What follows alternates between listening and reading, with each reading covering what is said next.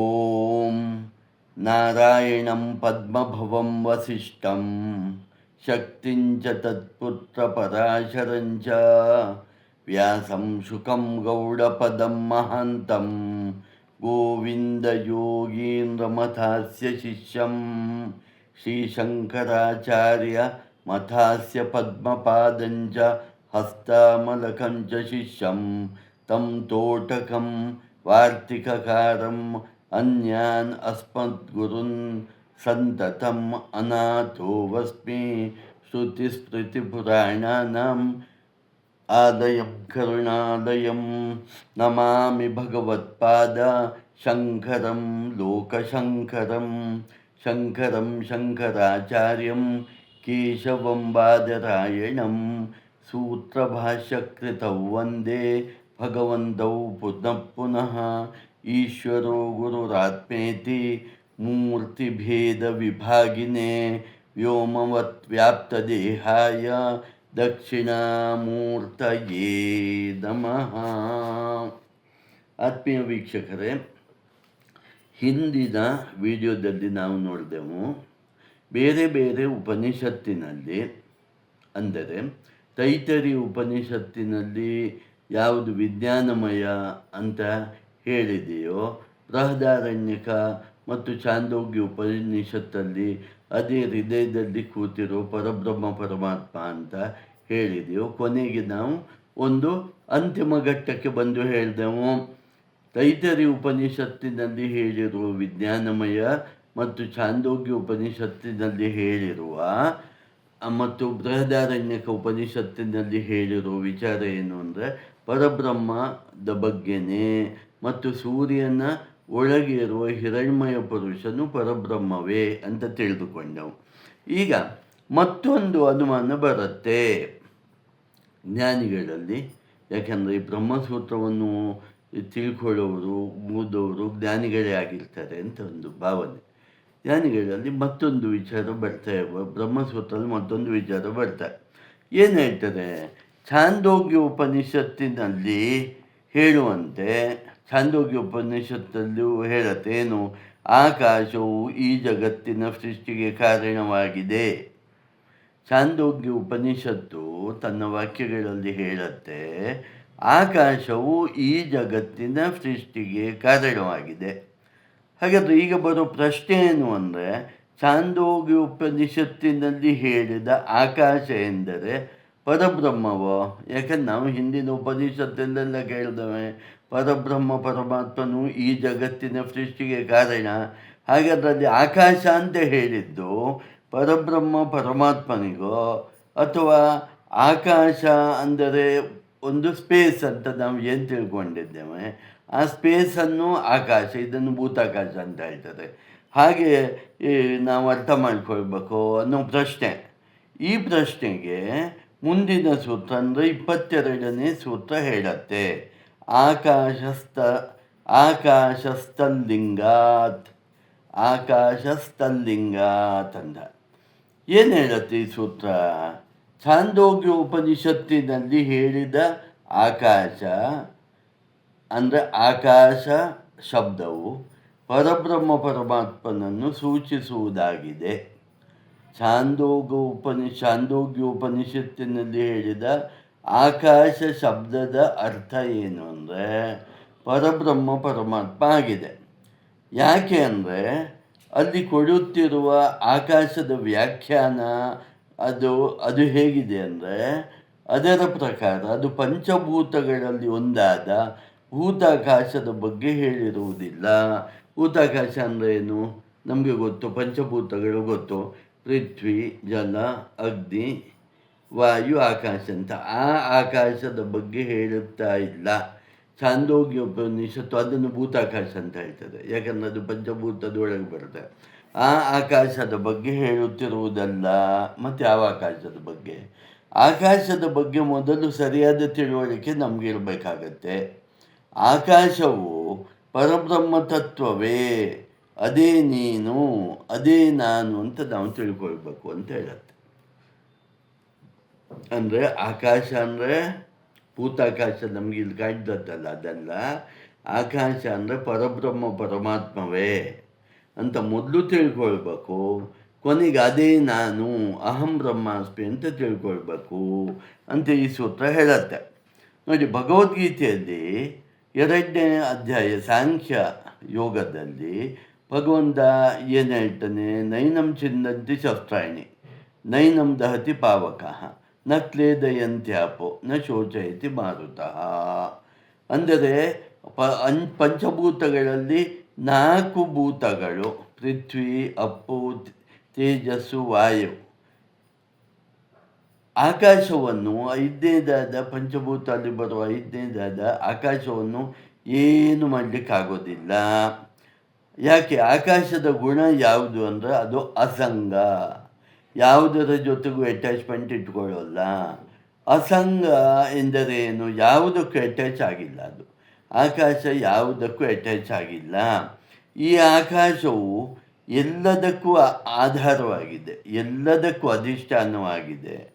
ಅದೇ ಆಕಾಶವು ನಾನು ಎಂದು ತಿಳಿದುಕೊಂಡಾಗ ನಾನು ಕಾನ್ಷಿಯಸ್ನೆಸ್ ಸ್ಪೇಸ್ ಆಗುತ್ತೇನೆ. ಅಂದರೆ ನಾನು ಪರಬ್ರಹ್ಮ ತತ್ವವೇ ಆಗುತ್ತೇನೆ. ಪರಬ್ರಹ್ಮ ಪರಮಾತ್ಮನನ್ನು ಕಾನ್ಷಿಯಸ್ ಸ್ಪೇಸ್ ಅಥವಾ ಚಿದಾಕಾಶ ಅಂತ ತಿಳಿದುಕೊಳ್ಳಬೇಕು. ಪರಬ್ರಹ್ಮ ಪರಮಾತ್ಮನನ್ನು ಏನಂತ ತಿಳ್ಕೊಳ್ಬೇಕು? ಕಾನ್ಷಿಯಸ್ ಸ್ಪೇಸ್ ಅಥವಾ ಚಿದಾಕಾಶ ಅಂತ ತಿಳ್ಕೊಳ್ಬೇಕು. ಇಲ್ಲಿ ಆಕಾಶವೆಂದರೆ ಪಂಚಭೂತಗಳಲ್ಲಿ ಬರುವ ಭೂತಾಕಾಶವಲ್ಲ,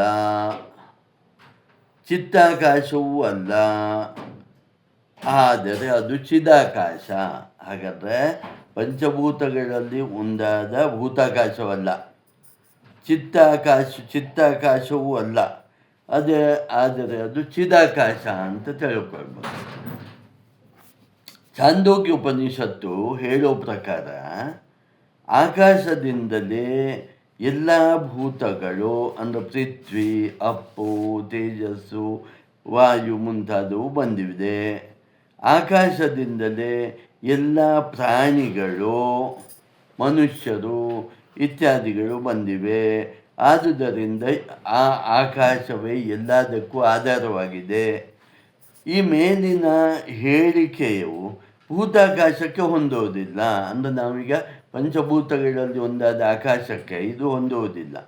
ಯಾಕಂದರೆ ಭೂತಾಕಾಶದಲ್ಲಿ ವಸ್ತುಗಳು ನೋಡಿ, ಸ್ವಲ್ಪ ನಿಧಾನ ನೋಡಿ, ಭೂತಾಕಾಶಕ್ಕೆ ಹೊಂದತ್ತೋ ಅಂದರೆ ಹೊಂದೋದಿಲ್ಲ. ಯಾಕೆ ಹೊಂದೋದಿಲ್ಲ ಅಂದರೆ ಭೂತಾಕಾಶದಲ್ಲಿ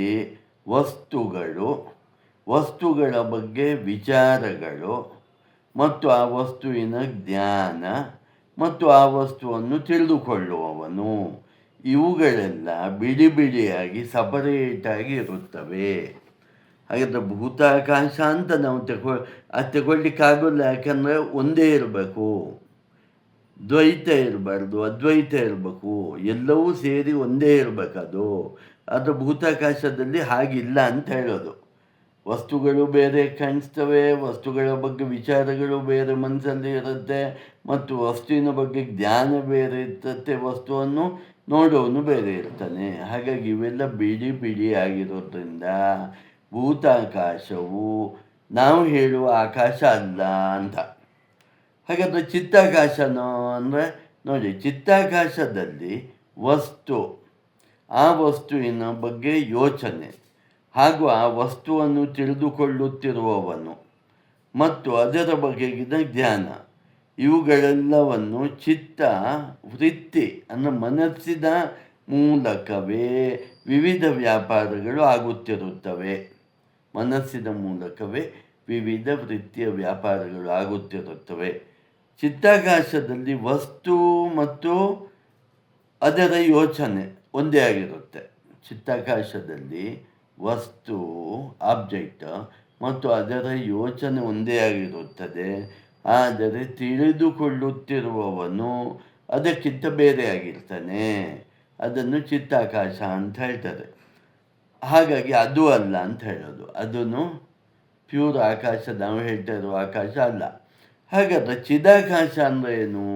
ಚಿದಾಕಾಶದಲ್ಲಿ ಆ ವಸ್ತುವಿನ ಯೋಚನೆ, ಆ ವಸ್ತುವಿನ ಜ್ಞಾನ ಹಾಗೂ ಅದನ್ನು ತಿಳಿದುಕೊಳ್ಳುತ್ತಿರುವವನು ಒಂದೇ ಆಗಿರ್ತಾನೆ. ಅಂದರೆ ಇದೆಲ್ಲ ಸೇರಿ ನಾವು ಚಿದಾಕಾಶ ಅಂತ ಹೇಳ್ತೇವೆ. ಇದು ಒಂದೇ ಆಗಿರೋದ್ರಿಂದ ಇದನ್ನು ಅಭೇದಾವಸ್ಥೆ ಅಂತ ಹೇಳ್ತಾರೆ. ನೋಡಿ, ಆಕಾಶ ತತ್ವದ ಬಗ್ಗೆ ಯಾರು ಪರಿಪೂರ್ಣವಾಗಿ ತಿಳ್ಕೊಂಡಿರ್ತಾನೋ, ಸರಿಯಾಗಿ ತಿಳ್ಕೊಂಡಿರ್ತಾನೋ ಅವನಿಗೆ ಧ್ಯಾನ ಅತ್ಯಂತ ಸುಲಭವಾಗತ್ತೆ ಅಂತ ನಾವು ತಿಳ್ಕೊಳ್ಬೇಕು. ನೋಡಿ, ಭೂತಾಕಾಶ ಅಂದರೆ ಕಣ್ಣಿಗೆ ಕಾಣುವ ಆಕಾಶ, ಸ್ಪೇಸ, ಇದು ಭೇದಾವಸ್ಥೆ. ದ್ವೈತ ಇದೆ ಇಲ್ಲಿ. ಭೇದಾವಸ್ಥೆಯಲ್ಲಿದೆ ಈ ಆಕಾಶ. ಚಿತ್ತಾಕಾಶ, ಚಿತ್ತ ಅನ್ನೋ ಮನಸ್ಸು, ಇಲ್ಲಿರುವ ಒಂದು ಆಕಾಶ ಭೇದಾವಸ್ಥೆಯಲ್ಲಿರುತ್ತದೆ. ಚಿದಾಕಾಶ ಅಭೇದಾವಸ್ಥೆಯಲ್ಲಿರುತ್ತದೆ. ಚಿದಾಕಾಶ ಅಭೇದಾವಸ್ಥೆಯಲ್ಲಿರುತ್ತವೆ. ಅದ್ವೈತ ಸಿದ್ಧಾಂತದಲ್ಲಿ ನಾವು ಹೇಳೋದು ಅಭೇದಾವಸ್ಥೆ. ಹಾಗಾಗಿ ಭೂತಾಕಾಶದಲ್ಲಿ ಒಂದಕ್ಕೊಂದು ಪೂರ್ತಿ ಭೇದವಿದೆ. ಇದು ಬೇರೆ, ಅದು ಬೇರೆ, ಅದು ಬೇರೆ, ಅದು ಬೇರೆ. ಚಿತ್ತಾಕಾಶದಲ್ಲಿ ಒಂದಕ್ಕೊಂದು ವ್ಯತ್ಯಾಸ ಕಾಣುತ್ತೆ. ಅಂದರೆ ಇದು ಪೂರ್ತಿ ಭೇದವೂ ಇಲ್ಲ, ಪೂರ್ತಿ ಅಭೇದ ಸ್ಥಿತಿಯೂ ಇಲ್ಲ, ಪೂರ್ತಿ ಅಪೂರ್ಣ ಸ್ಥಿತಿಯಲ್ಲಿ ಇರುತ್ತೆ. ಆದರೆ ಚಿದಾಕಾಶದಲ್ಲಿ ಯಾವುದೇ ಭೇದ ಇರೋದಿಲ್ಲ, ಮತ್ತು ಯಾವುದೇ ಭೇದ ಇರೋದಿಲ್ಲ. ಹಾಗಾಗಿ ಈ ಆಕಾಶ ಅನ್ನೋದು ಪರಬ್ರಹ್ಮ ತತ್ವವೇ ಅಂತ ನಾವು ತಿಳ್ಕೊಳ್ತೇವೆ. ಈಗ ಮತ್ತೆ ಒಂದು ಪ್ರಶ್ನೆ ಬರುತ್ತೆ, ಏನು? ಛಾಂದೋಗ್ಯೋಪನಿಷತ್ತಿನಲ್ಲಿ ಈಗ ನೆಕ್ಸ್ಟ್ ಪ್ರಶ್ನೆ ಇದು ಆಕಾಶದ ವಿಷಯ ಆಯಿತು. ಈಗ ಇನ್ನೊಂದು ಪ್ರಶ್ನೆ ಬರುತ್ತೆ. ಏನು ಪ್ರಶ್ನೆ ಬರುತ್ತೆ? ಛಾಂದೋಗ್ಯೋಪನಿಷತ್ತು ಏನು ಹೇಳುತ್ತೆ? ಪ್ರಾಣವು ಈ ಜಗತ್ತಿನ ಸೃಷ್ಟಿಗೆ ಕಾರಣ ಅಂತ ಹೇಳುತ್ತೆ. ಮೊದಲು ಈಗ ಹಿಂದೆ ನಾವು ಏನು ಹೇಳಿದೆವು? ಆಕಾಶವು ಈ ಜಗತ್ತಿನ ಸೃಷ್ಟಿಗೆ ಕಾರಣ ಅಂತ ಉಪನಿಷತ್ತು ಹೇಳಿದಾಗ ಯಾವ ಆಕಾಶ ಅಂತ ತಿಳ್ಕೊಂಡೆವು? ಯಾವ ಆಕಾಶ? ಚಿದಾಕಾಶ ಅಂತ ತಿಳ್ಕೊಂಡೆವು. ಈಗ ಇನ್ನೊಂದು ವಿಚಾರ ಬರುತ್ತೆ, ಪ್ರಾಣವು ಈ ಜಗತ್ತಿನ ಸೃಷ್ಟಿಗೆ ಕಾರಣ. ಹಾಗಾದರೆ ನಾವು ಯಾವ ಪ್ರಾಣದ ಬಗ್ಗೆ ಮಾತಾಡ್ತೇವೆ? ಈಗ ನಾವು ಉಸಿರಾಡ್ತೇವಲ್ಲ, ಆಕ್ಸಿಜನ್ನನ್ನೇ ನಾವು ಪ್ರಾಣ ಅಂತ ಅಂದ್ಕೊಂಡು ಹಾಗೆ ಹೇಳ್ತಾ ಇದ್ದೇವ? ಇಲ್ಲ ಈ ವಾಯು ಇದೆಯಲ್ಲ, ವಾಯುವನ್ನು ಹಾಗೆ ಹೇಳ್ತಾ ಇದ್ದೇವ? ಅಥವಾ ಪರಮಾತ್ಮನನ್ನೇ ಪ್ರಾಣ ಅಂತ ಅಂದುಕೊಂಡು ಹಾಗೆ ಹೇಳ್ತಾ ಇದ್ದೇವೋ? ಅಂದರೆ 23ನೇ ಸೂತ್ರ ಇದಕ್ಕೆ ಉತ್ತರಿಸುತ್ತೆ. ಏನು ಹೇಳುತ್ತೆ? ಅತ ಏವ ಪ್ರಾಣ, ಅತ ಏವ ಪ್ರಾಣ. ಪ್ರಾಣ ಅನ್ನುವ ಶಬ್ದ ಪರಬ್ರಹ್ಮ ಪರಮಾತ್ಮನನ್ನು ಸೂಚಿಸುತ್ತದೆ ಅಂತ ಹೇಳುತ್ತೆ. ಛಾಂದೋಗ್ಯ ಉಪನಿಷತ್ತಿನ ಪ್ರಕಾರ ಎಲ್ಲ ಪ್ರಾಣಿಗಳು ಅಥವಾ ಎಲ್ಲ ಪ್ರಾಣಿಗಳು, ಭೂತಗಳು ಪ್ರಾಣದಿಂದಲೇ ಸೃಷ್ಟಿಯಾಗಿ, ಪ್ರಾಣದಲ್ಲೇ ಸ್ಥಿತಿಯಾಗಿ, ಪ್ರಾಣದಲ್ಲೇ ಲಯಗೊಳ್ಳುತ್ತವೆ. ಪ್ರಾಣ ಎಂದರೆ ಇಲ್ಲಿ ಪರಬ್ರಹ್ಮ ಅಥವಾ ಬ್ರಹ್ಮನ್. ಪ್ರಾಣವೆಂದರೆ ಆಕ್ಸಿಜನ್ ಅಲ್ಲ. ನಾವು ಪ್ರಾಣವಾಯು ಅಂತ ಹೇಳುವಾಗ ನಾವು ಆಕ್ಸಿಜನ್ನನ್ನು ಸಾಮಾನ್ಯವಾಗಿ ಹೇಳ್ತೇವೆ, ಅದಲ್ಲ. ಅಥವಾ ಇಲ್ಲಿ ಪ್ರಾಣ ಅಂದರೆ ಪ್ರಾಣ, ವ್ಯಾನ, ಉದಾನ, ಸಮಾನ ಅಂತ ಪಂಚವಾಯುಗಳನ್ನು ಹೇಳ್ತೇವಲ್ಲ, ಅದೂ ಅಲ್ಲ. ಪ್ರಾಣ ಅಂದರೆ ಪರಬ್ರಹ್ಮ ಪರಮಾತ್ಮನೇ ಅಂತ ತಿಳ್ಕೊಳ್ಬೇಕು ಅನ್ನೋದು ನಾವು ಸ್ಪಷ್ಟಪಡಿಸ್ಕೊಳ್ಬೇಕಾಗತ್ತೆ. ಈಗ ಮೂರನೇ ಪ್ರಶ್ನೆ ಬರುತ್ತೆ. ಇನ್ನೊಂದು ಪ್ರಶ್ನೆ ಏನು? ಜ್ಯೋತಿ ಅಂತ ಹೇಳ್ತೇವೆ. ಜ್ಯೋತಿ, ಭಗವಂತನು ಜ್ಯೋತಿ ಸ್ವರೂಪ ಅಂತ ಹೇಳ್ತೇವಲ್ಲ. ಹಾಗಾದರೆ ಈ ಜ್ಯೋತಿ ಅಂದರೆ ಏನು ಅನ್ನೋದು ಇನ್ನೊಂದು ಪ್ರಶ್ನೆ. ಜ್ಯೋತಿಯನ್ನು ಪರಬ್ರಹ್ಮ ಪರಮಾತ್ಮ ಎಂದು ತಿಳಿಯಬೇಕೋ ಅಥವಾ ರಿಫ್ಲೆಕ್ಷನ್ ಆಫ್ ಕಾನ್ಷಿಯಸ್ನೆಸ್, ಪರಮಾತ್ಮ ಎಂಬ ಬಿಂಬದ ಪ್ರತಿಬಿಂಬವನ್ನು ಜ್ಯೋತಿ ಅಂತ ತಿಳ್ಕೊಳ್ಬೇಕೋ ಅನ್ನೋ ಪ್ರಶ್ನೆಗೆ ಉದಾಹರಣೆಗೆ ನೋಡಿ, ನೇತ್ರಜ್ಯೋತಿ ಅಂತ ಹೇಳ್ತೇವೆ. ಕಣ್ಣಿಗೆ ನೇತ್ರಜ್ಯೋತಿ, ಕಣ್ಣಿನಿಂದ ಉಂಟಾಗುವ ಅರಿವು ಹೇಗೆ ಆ ನೇತ್ರಜ್ಯೋತಿಯಿಂದ ಉಂಟಾಗತ್ತೆ ಅಂತ ಹೇಳ್ತೇವೆ. ಈ ನೇತ್ರಜ್ಯೋತಿಯನ್ನು ಪರಬ್ರಹ್ಮ ಪರಮಾತ್ಮ ಅಂತ ತಿಳ್ಕೊಳ್ಬೇಕೋ ಅಥವಾ ಒಳಗಿರುವ ಪ್ರತ್ಯಗಾತ್ಮ ಕಣ್ಣೆಂಬ ಉಪಕರಣದ ಮೂಲಕ ಹೊರಗೆ ತೋರಿಸಿಕೊಳ್ಳುತ್ತಾನೆ ಅಂತ ತಿಳ್ಕೊಳ್ಬೇಕೋ? ಇದಕ್ಕೆ 24ನೇ ಸೂತ್ರ ಉತ್ತರಿಸುತ್ತೆ. ಈ ಪ್ರಶ್ನೆ ನೋಡಿ ಸ್ಪಷ್ಟವಾಗಿರಬೇಕು. ನೇತ್ರಜ್ಯೋತಿ ಎಂದರೆ ಈ ನಮ್ಮ ಒಳಗಿರೋ ಪ್ರತ್ಯಗಾತ್ಮನು ನೇತ್ರ ಅನ್ನುವ ಕಣ್ಣು ಅನ್ನುವ ಉಪಕರಣವನ್ನು ಮಾಡಿಕೊಂಡು ಹೊರಗೆ ನೋಡ್ತಾ ಇದ್ದಾನೆ ಅಂತ ತಿಳ್ಕೊಳ್ಬೇಕೋ, ಅಥವಾ ಇದನ್ನು ಭಗವಂತನ ಪ್ರತಿಬಿಂಬ, ಬಿಂಬ ಭಗವಂತ, ಪ್ರತಿಬಿಂಬ ಈ ಜ್ಯೋತಿ ಅಂತ ತಿಳ್ಕೊಳ್ಬೇಕು ಅನ್ನೋದಕ್ಕೆ 24ನೇ ಸೂತ್ರ ಸ್ಪಷ್ಟಪಡಿಸುತ್ತೆ. ಜ್ಯೋತಿಶ್ಚರಣಾಭಿದಾನಾತ್, ಜ್ಯೋತಿಶ್ಚರಣಾಭಿದಾನಾತ್ ಏನು? ಮಾಂಡುಕ್ಯ ಉಪನಿಷತ್ತಿನಲ್ಲಿ ಅಭಿಧಾನ ಮತ್ತು ಅಭಿಧೇಯ, ಅಭಿಧಾನ ಮತ್ತು ಅಭಿಧೇಯ ಎಂಬ ಎರಡು ಶಬ್ದಗಳು ಬರುತ್ತವೆ. ಅಭಿಧಾನ ಅಂದರೆ ಹೆಸರನ್ನು ಸೂಚಿಸುತ್ತದೆ, ನಾಮ, ನಾಮ ಮತ್ತು ರೂಪ ಅಂತ ಹೇಳ್ತೇವಲ್ಲ, ಅದರಲ್ಲಿ ಅಭಿಧಾನ ಅಂದರೆ ನಾಮ ಅಂತ ತಗೊಳ್ಬೇಕು. ಅಭಿಧೇಯ ಅಂದರೆ ವಸ್ತುವನ್ನು ಸೂಚಿಸುತ್ತದೆ ಅಥವಾ ಅದನ್ನು ಫಾರ್ಮ್ ಅಥವಾ ರೂಪ ಅಂತ ತಿಳ್ಕೊಳ್ಬೇಕು. ಹಾಗಾದರೆ ಅಭಿಧೇಯವನ್ನು ಫಾರಮ್ ಅಥವಾ ರೂಪ ಅಂತ ತಗೊಳ್ಬೇಕು, ಅಭಿಧಾನವನ್ನು ನಾಮ ಅಂತ ತಗೊಳ್ಬೇಕು. ಈ ಜ್ಯೋತಿಯನ್ನು ಚತುಶ್ಚರಣದ, ಚತುಷ್ಪಾದ ಆತ್ಮ, 4 ಪಾದಗಳ ಮೂಲಕ ವಿವರಿಸುತ್ತೆ. ಉಪನಿಷತ್ತು ಹೇಳುತ್ತೆ ಜ್ಯೋತಿಯನ್ನು ಚತುಷ್ಪಾದ ಆತ್ಮ ಅಂತ ತಿಳ್ಕೊಳ್ಬೇಕು. ಸ್ವರ್ಗ ಲೋಕದ ಅಥವಾ ಮೇಲಿನ ಲೋಕದಲ್ಲಿ ಪರಂಜ್ಯೋತಿ ಇದೆ, ಮೇಲಿನ ಲೋಕದಲ್ಲಿ ಪರಂಜ್ಯೋತಿ ಇದೆ. ಇದು ಇಡೀ ಜಗತ್ತಿಗೆ ಕಾಣಿಸುತ್ತದೆ, ಅಂದರೆ ಜ್ಞಾನಿಗಳ ಕಣ್ಣಿಗೆ ಕಾಣಿಸುತ್ತದೆ. ಈ ಜ್ಯೋತಿ ಲೋಕಕ್ಕಿಂತ ಉತ್ತಮವಾದ ಲೋಕ ಬೇರೊಂದು ಇಲ್ಲ. ಈ ಜ್ಯೋತಿ ಲೋಕಕ್ಕಿಂತ ಉತ್ತಮವಾದ ಲೋಕ ಬೇರೊಂದು ಲೋಕವೇ ಇಲ್ಲ. ಈ ಜ್ಯೋತಿಯೊಂದೇ ಅತಿ ಮೇಲಿನ ಲೋಕದಲ್ಲಿ ಪ್ರಕಾಶಿಸುತ್ತಿದೆ. ಆದುದರಿಂದ ಈ ಜ್ಯೋತಿಯೇ ಎಲ್ಲ ಜೀವಗಳ ಸಾರಸತ್ವವಾಗಿದೆ, ಎಸೆನ್ಸ್ ಆಗಿದೆ, ಆಧಾರವಾಗಿದೆ, ಅಧಿಷ್ಠಾನವಾಗಿದೆ. ಆದುದರಿಂದ ಇದು ಪ್ರತಿಬಿಂಬವಲ್ಲ, ಇದು ಪರಮಾತ್ಮ, ಪರಬ್ರಹ್ಮ ಪರಮಾತ್ಮನೇ ಆಗಿದೆ ಅಂತ ಇಲ್ಲಿ ಸ್ಪಷ್ಟಪಡಿಸ್ತಾ ಹೋಗುತ್ತೆ ಈ ಸೂತ್ರ. ಈ ಜ್ಯೋತಿರೂಪಿ ಪರಮಾತ್ಮನ ಒಂದು ಪಾದ ಈ ಜಗತ್ತಿನಲ್ಲಿ ಇದೆ, 3 ಪಾದಗಳು, ಉಳಿದ 3 ಪಾದಗಳು ದೇವತೆಗಳ ಲೋಕದಲ್ಲಿ, ದ್ಯುಲೋಕದಲ್ಲಿ ಇವೆ. ಹಾಗಾಗಿ ಇಲ್ಲಿ ಒಟ್ಟಾರೆ ನಾವು ಏನು ತಿಳ್ಕೊಂಡೆವು? ಆಕಾಶ, ಪ್ರಾಣ, ಜ್ಯೋತಿ ಇವುಗಳೆಲ್ಲ ಪರಬ್ರಹ್ಮ ಪರಮಾತ್ಮನೇ ಅಂತ ಬ್ರಹ್ಮಸೂತ್ರಗಳು ಸ್ಪಷ್ಟವಾಗಿ ಹೇಳುತ್ತೆ. ಈಗ ಮುಂದಿನ ಇನ್ನೊಂದು ಪ್ರಶ್ನೆ ಬರುತ್ತೆ, ಗಾಯತ್ರಿ ಬಗ್ಗೆ, ಗಾಯತ್ರಿ ಮಂತ್ರದ ಬಗ್ಗೆ.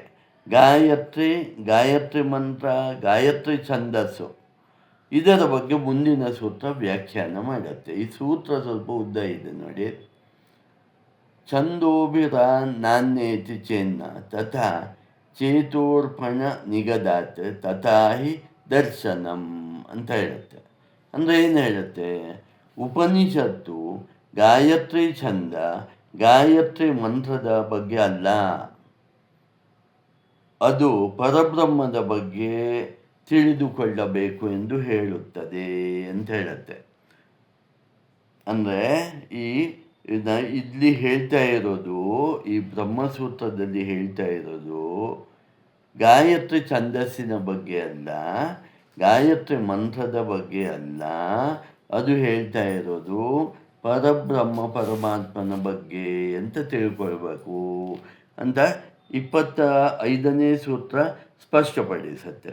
26ನೇ ಸೂತ್ರ ಹೇಳುತ್ತೆ ನೋಡಿ, ಭೂತಾದಿ ಪಾದ ವ್ಯಪದೇಶೋಪತ್ತೈಶ್ಚವಂ. ಅಂದರೆ ಗಾಯತ್ರಿ ಮಂತ್ರದಲ್ಲಿ 4 ಪಾದ ಇದೆ. ಈ ಜಗತ್ತಿನಲ್ಲಿರುವ ಪರಬ್ರಹ್ಮಕ್ಕೂ 4 ಪಾದಗಳನ್ನು ನಾವು ಹೇಳಿದ್ದೇವೆ, ಭೂತ, ಪೃಥ್ವಿ, ದೇಹ, ಹೃದಯ ಅಂತ. ಈ ಉಳಿದ 3 ಪಾದಗಳು, ಗಾಯತ್ರಿ ಮಂತ್ರದ 1 ಪಾದ ಮಾತ್ರ ಜಗತ್ತಿನ ಸೃಷ್ಟಿ ಸ್ಥಿತಿ ಲಯಗಳಿಗೆ ಕಾರಣವಾಗಿದೆ. ಉಳಿದ 3 ಪಾದಗಳು ಇಲ್ಲಿಗೂ ಸಂಬಂಧವಿಲ್ಲ. ಹಾಗಾಗಿ ಗಾಯತ್ರಿಯನ್ನು ಪರಬ್ರಹ್ಮ ಅಂತ ತಿಳ್ಕೊಳ್ಬೇಕೇ ವಿನ ಗಾಯತ್ರಿ ಮಂತ್ರ, ಗಾಯತ್ರಿ ಛಂದಸ್ಸು ಅಂತ ತಿಳ್ಕೊಳ್ಬಾರ್ದು ಅಂತ 26ನೇ ಸೂತ್ರ ಸ್ಪಷ್ಟಪಡಿಸತ್ತೆ. ಈಗ 27ನೇ ಸೂತ್ರ ಅದನ್ನು ಮುಂದುವರಿಸುತ್ತಾ ಹೇಳುತ್ತೆ, ಉಪದೇಶ ಭೇದಾನ್ನೇತಿ ಚೇನ್ನೋ ಭಯಸ್ಪಿನ್ ನಪ್ಯ ವಿರೋಧಾತ್. ಹಾಗಾಗಿ 4 ಪಾದಗಳಲ್ಲಿ ಒಂದು ಪಾದ ಮಾತ್ರ ಪೂರ್ತಿ ಜಗತ್ತನ್ನು ಆವರಿಸಿದೆ, 3 ಪಾದಗಳು ದಿವ್ಯ ಲೋಕದಲ್ಲಿದೆ. ಹಾಗಾಗಿ ಇಲ್ಲಿ ಹೇಳಿದ್ದು ಪರಬ್ರಹ್ಮ ಪರಮಾತ್ಮನನ್ನೇ ಹೊರತು ಬೇರೆ ಯಾವುದನ್ನು ಅಲ್ಲ ಅಂತ ಹೇಳುತ್ತೆ. ಈಗ 23ನೇ ಸೂತ್ರದಲ್ಲಿ ಪ್ರಾಣವು ಪರಬ್ರಹ್ಮವೆಂದು ಅಂತ ಹೇಳಿದ್ದೇವೆ. ಆದರೆ ಇಲ್ಲಿ ಆ ಪ್ರಾಣವನ್ನು ಪರಬ್ರಹ್ಮ ಅಂತ ಒಪ್ಪೋಣ. ಅದು ಯಾವ ಪ್ರಾಣ?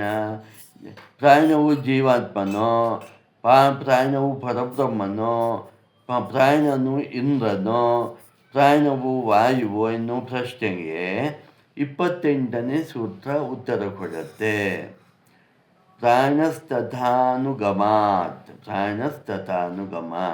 ಪ್ರಾಣ ಶಬ್ದವನ್ನು ಪರಬ್ರಹ್ಮ ಎಂದು ತಿಳಿಯಬೇಕೇ ಹೊರತು ಬೇರೆ ಯಾವುದಾಗಿಯೂ ತಿಳಿಯಬಾರದು ಅಂತ ಹೇಳುತ್ತೆ.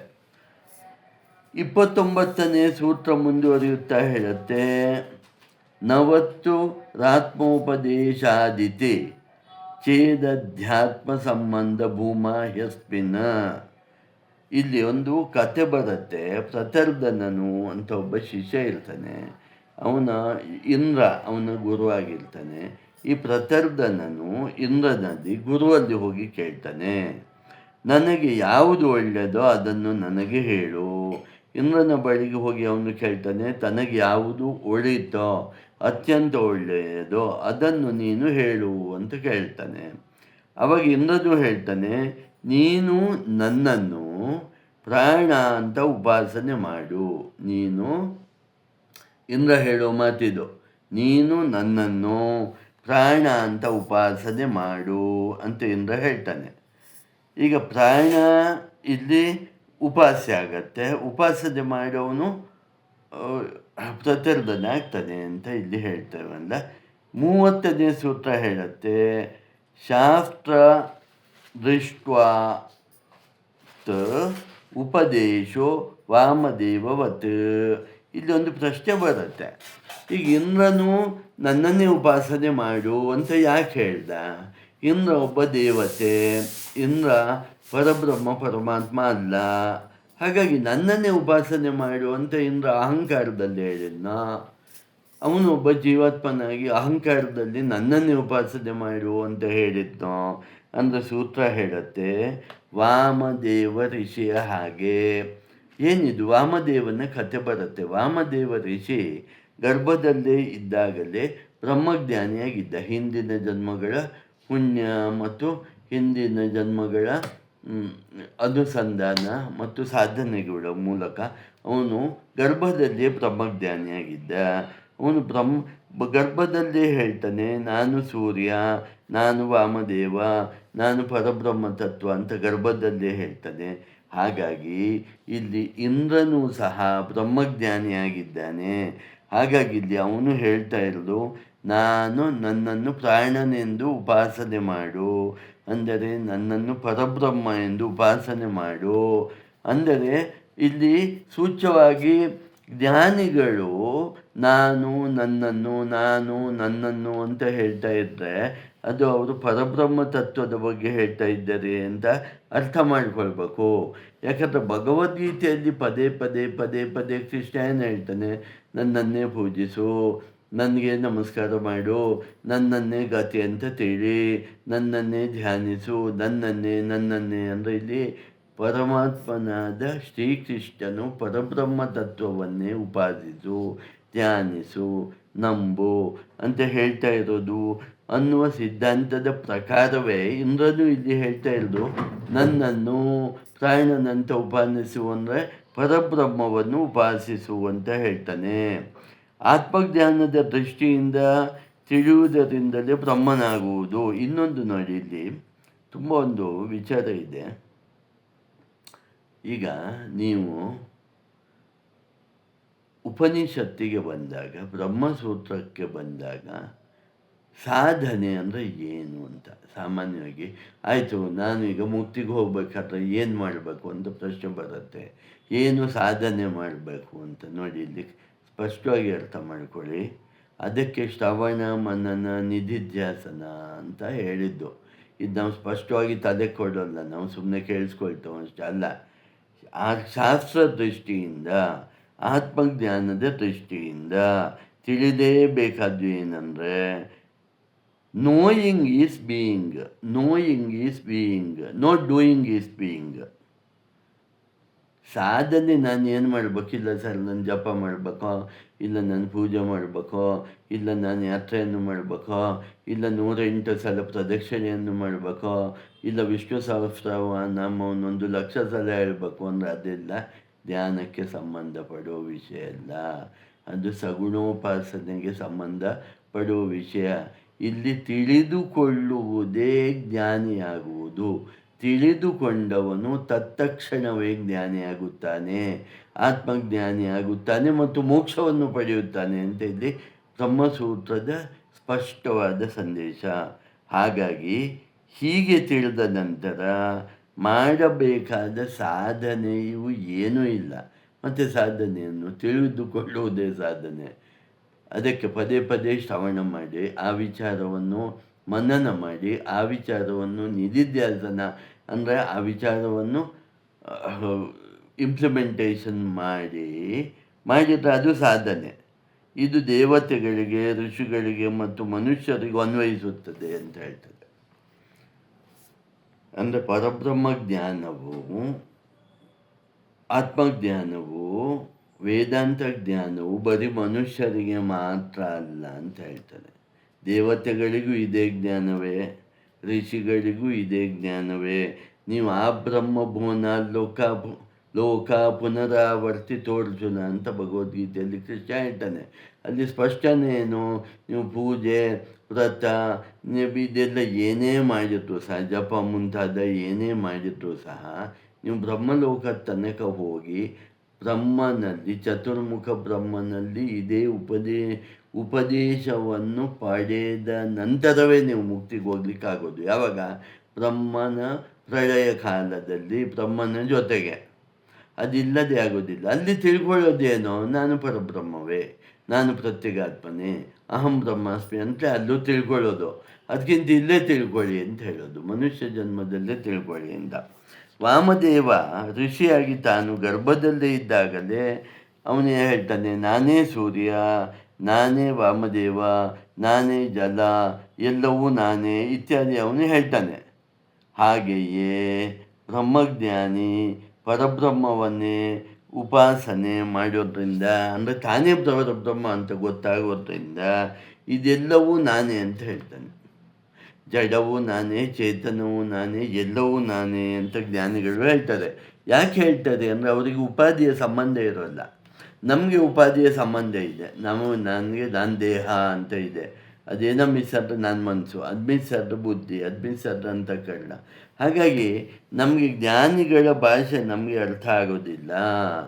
ಎಲ್ಲವೂ ನಾನೇ ಅಂತ ಹೇಳ್ತಾರೆ. ನಾವಂತೇವೆ ಎಲ್ಲವೂ ನಾನೇ ಹೇಗೆ, ಅದು ಹೇಗೆ ಸಾಧ್ಯ, ಎಲ್ಲವೂ ನೀನೇ ಆಗಲಿಕ್ಕೆ ಹೇಗೆ ಸಾಧ್ಯ ಅಂದರೆ ಅವರು ನಾಮ ರೂಪ ಗುಣವನ್ನು ಮೀರಿ ಹೋಗಿರ್ತಾರೆ. ಅವರಿಗೆ ದೃಶ್ಯ ಪ್ರಪಂಚ ದೃಶ್ಯವಲ್ಲ. ಅವರು ದೃಕ್ಕಲ್ಲಿರ್ತಾರೆ, ಅವರಿಗೆ ದೃಶ್ಯ ಇಲ್ಲ. ನಮಗೆ ದೃಶ್ಯದಲ್ಲಿ ನಾವು ಜಾಸ್ತಿ ತೊಡಗಿರ್ತೇವೆ, ನಮ್ಮಲ್ಲಿ ನಾವು ಕಡಿಮೆ ಅಧಿಷ್ಠಾನದಲ್ಲಿ ತೊಡಗಿರ್ತೇವೆ. ಅವರು ಅಧಿಷ್ಠಾನ ಅಂದರೆ ತಾನು ಪರಬ್ರಹ್ಮ ಅಂತ ಗೊತ್ತಿದ್ದು ಅಲ್ಲೇ ಇರ್ತಾರೆ. ಈ ದೃಶ್ಯ ಪ್ರಪಂಚ ಅಲ್ಲಿ ಅವರಿಗೆ ಇರೋಲ್ಲ.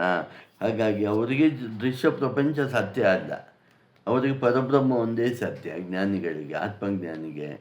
ಅಜ್ಞಾನಿಗೆ ದೃಶ್ಯ ಪ್ರಪಂಚ ಒಂದೇ ಸತ್ಯ, ಪರಬ್ರಹ್ಮ ಅವನಿಗೆ ಸತ್ಯ ಅಲ್ಲ. ಹೀಗೆ ಆಗತ್ತೆ. ಹಾಗಾಗಿ ಭಗವದ್ಗೀತೆಯಲ್ಲಿ ಭಗವಂತನು ಇದನ್ನು ಪದೇ ಪದೇ ಹೇಳ್ತಾನೆ.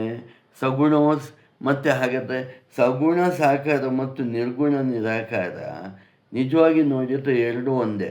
ಉಪಾಧಿ ಸಹಿತವಾಗಿ ನೀವು ಭಗವಂತನನ್ನು ನೋಡಿದರೆ ಸಗುಣ ಸಾಕಾರ ಅಂತ ಹೇಳ್ತಾರೆ. ಉಪಾಧಿ ಬಿಟ್ಟು ಭಗವಂತನನ್ನು ನೋಡಿದರೆ ನಿರ್ಗುಣ ನಿರಾಕಾರ ಅಂತ ಹೇಳ್ತೀರಿ ಅಂತ ಇದು ಸ್ಪಷ್ಟವಾಗಿ ಹೇಳ್ತಾ 31ನೆಯ ಸೂತ್ರ ಈ ಪಾದದ ಒಟ್ಟಾದ ವಿಷಯವನ್ನು ಹೇಳುತ್ತೆ.